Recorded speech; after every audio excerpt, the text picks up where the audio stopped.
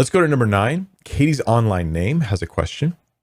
Hebrews 5:9 says Jesus was perfected when he became the author of salvation to those who obey him.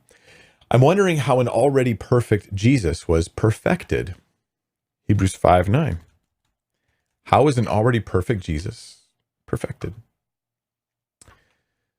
So being made perfect, he became the source of eternal salvation to all who obey him. Let's back up a little bit and let's get a little bit more details. I guess we could go through just verse 8 and it'll give us the context we need.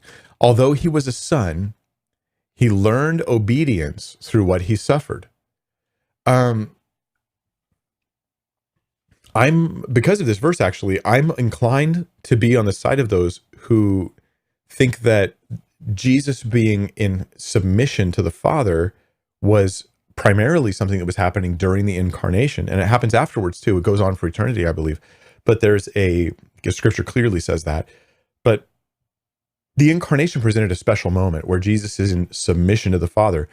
So when it says he learned obedience, I mean, he actually went through the process of being obedient to the Father and only doing what the Father said. Jesus talks about this in the Gospel of John. I'm only doing that which the Father shows me. He always glorifies the Father. He honors him. Philippians says that he was obedient to the point of death, even the death of the cross. So Jesus was obedient, and it was a new thing for him to be totally obedient as this human, as opposed to, right? So learned obedience isn't like learned like education-wise. I don't think it means that. Jesus is like, I wonder what obedience is like. I lack intellectual information about obedience. It was rather, he went through the process of obeying and obeying perfectly.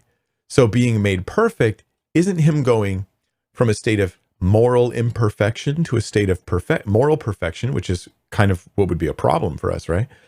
Rather, this word perfect in the Greek, it can mean also just be complete or mature.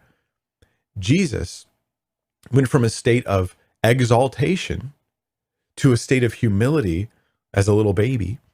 And then he walked in perfect obedience his entire life, facing every temptation, but never failing. And so in that, he was perfected. He walked perfectly. He finished the job. But he didn't have like a moral perfection that went from a lower degree of moral perfection to a higher degree of moral perfection. Rather, he finished the job of obeying perfectly. You could look at it this way to help understand.